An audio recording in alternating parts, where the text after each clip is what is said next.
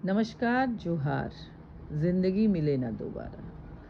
वास्तव में ये ज़िंदगी फिर से नहीं मिलती है और जो ज़िंदगी हम जी रहे हैं उसको अच्छी तरह हमें जीना है।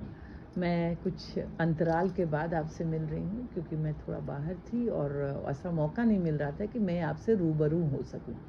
लेकिन जब मैं बाहर थी और राजस्थान में, गुजरात में, तो मैंने देखा अपने कुछ न्यूज़ में कि बहुत आत्महत्याएं हमारे जमशेदपुर में हो रही हैं, झारखंड में हो रही हैं। लड़कियां भी हैं, लड़के भी हैं, शादीशुदा भी हैं और टीनेजर भी हैं। तो बड़ा मन कहीं से अंदर से व्यथित होने लगा कि आखिर क्यों अपनी ज़िंदगी को हम ख़त्म कर दें।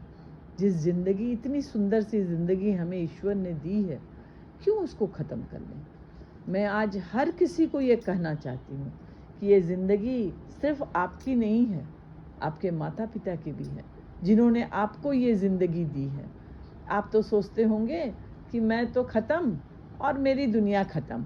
आपकी दुनिया ख़त्म हो गई, लेकिन आपके पीछे जो रह गए उनके बारे में तो कभी एक मिनट सोच लिया होता कि आपके माता पिता का क्या होगा, आपका भाई बहन का क्या होगा, अगर आपका बेटा बेटी है उनका क्या होगा। कभी आप ये नहीं सोचे। आप जानती हैं, अगर आप लड़की हैं, कोई औरत हैं, तो बस समाज आपके माता पिता, पति, बेटा बेटी, भाई बहन सबको एक ही बात कहेगा कि ये लड़की दुष्चरित्र थी, ये लड़की प्रेग्नेंट थी, इस लड़की का कहीं अफेयर था, इसलिए इस लड़की ने आत्महत्या कर ली। कोई ये नहीं कहेगा कि आपको बहुत मेंटल टेंशन था, आपको पैसे की दरकार थी, आपका कुछ और भी ज़रूरत थी जो आपकी पूरी नहीं हो रही थी, जिसके चलते आपने ये कदम उठाया। आपके माता पिता को पूरी ज़िंदगी ये बात सुनते रहना पड़ेगा। आपके भाई बहन जो स्कूल कॉलेज में जाएंगे तो सब यही कहेंगे कि देखो यही है वो जिनकी बहन ने, जिसकी दीदी ने, जिसकी पत्नी ने आत्महत्या की। ज़रूर कोई बात है। तो आप तो चले गए, लेकिन रख दिए पीछे में बदनामी, अपमान सहने के लिए अपने परिवार को, अपने माता पिता को, अपने भाई बहन को, अपने बेटा बेटी को।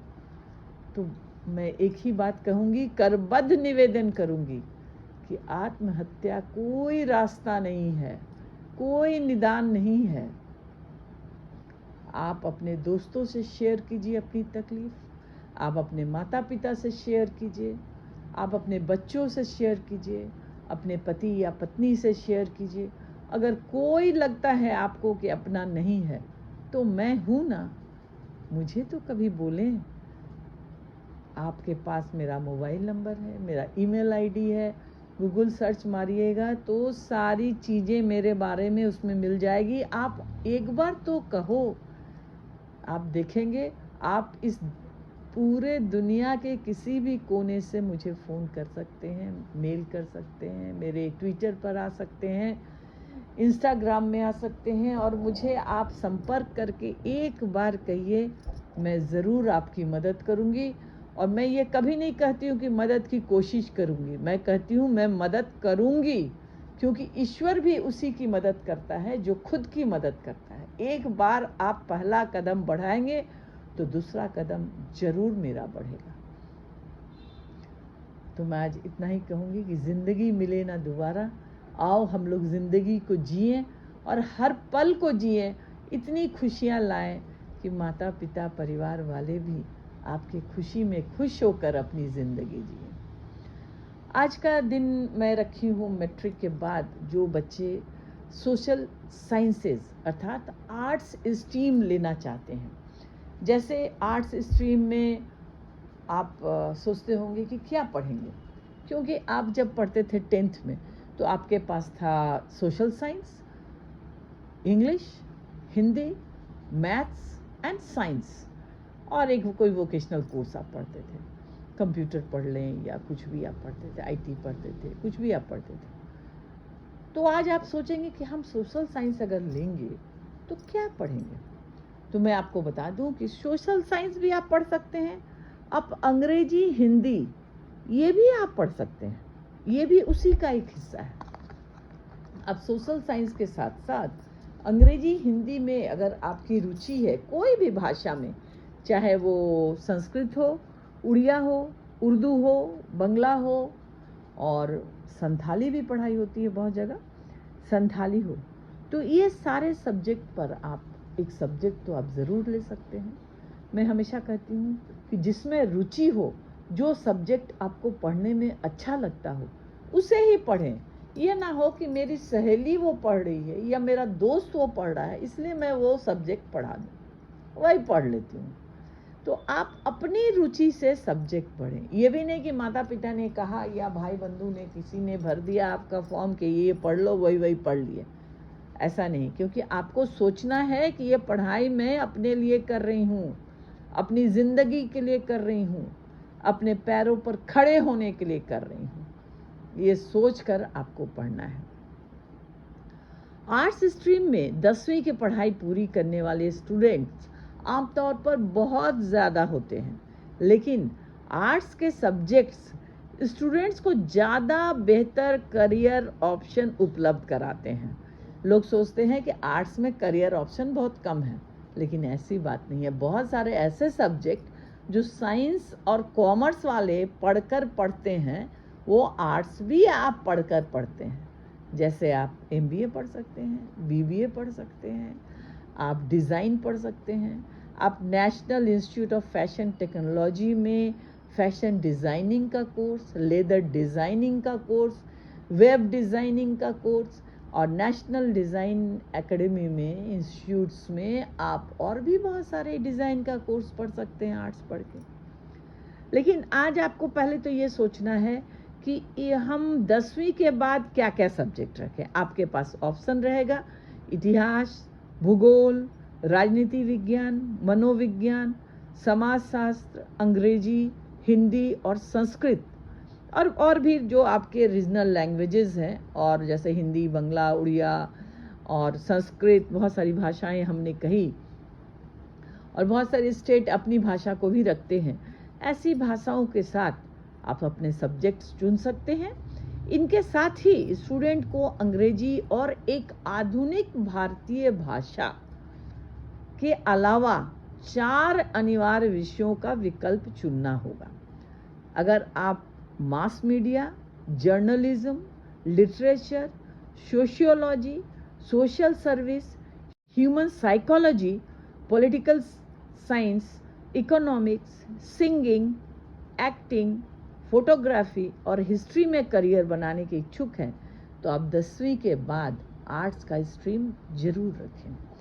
अगर आप इंटरेस्टेड हैं कि आप पूना के फिल्म डिवीज़न में जा सकते, film institute, Poona film institute जो है उसमें आप जाना चाहते हैं, तभी भी आप ये पढ़ सकते हैं। इंटर करके आप फिल्म इंस्टीट्यूट में जा सकते हैं। अगर आप चाहते हैं इंटर करके आप एयर होस्टेस बनना चाहते हैं तो आप उसमें भी जा सकते हैं। तो ऑप्शन आपके पास बहुत सारे हैं, चुनना आपको है आपकी रुचि के अनुसार, क्योंकि पढ़ना आपको है और आपको पढ़ाई में कुछ मुश्किलें आ सकती हैं, उससे घबराना नहीं है। अभी मैंने देखा कि JEE एडवांस में अच्छा रिज़ल्ट नहीं हुआ, मेन में अच्छा रिज़ल्ट नहीं हुआ, हमने आत्महत्या कर ली, सारा ख़त्म कहानी। आत्महत्या करके आप तो चले गए बड़े आराम से, थोड़ी तकलीफ़ तो ज़रूर हुई होगी मरने में, लेकिन आप चले गए। लेकिन पीछे में रह गए आपके माता पिता, जो सोचते रह गए कि हमारी गलती क्या थी, हमने इनको ज़िंदगी दी और मौत इन्होंने अपने से चुन ली। ये दिस इज़ नॉट फेयर। आपकी ज़िंदगी आपके माता पिता ने दी है, तो आप कौन होते हैं अपने मौत का फ़ैसला लेने वाले। अगर आपको लगता है कि कहीं कुछ गलत हो रहा है, मुझसे नहीं हो रहा है, you just change your field, अपना रास्ता बदलो। अगर आपको रास्ता लगता है कि बहुत ये मेरा नहीं कर सकते हैं इंजीनियरिंग, तो दूसरे रास्ते हैं, और भी ऑप्शंस हैं। ज़िंदगी दे देना क्या है, कितनी तकलीफ़ है अपने को भी, अपने माता पिता को। इसलिए कभी ये नहीं सोचो कि नहीं हुआ तो ये अंत हो गया जीवन का। सोचो कि ये जीवन का शुरुआत हुआ, पहली बार हम अनसक्सेसफुल हुए, अब सिर्फ सक्सेस होगा। ऐसे ही सोच के पढ़ाई में आगे बढ़ो। बहुत आगे जाना है, बहुत कुछ करना है, क्योंकि ये ज़िंदगी मिले ना दोबारा। माता पिता का नाम रोशन करना है।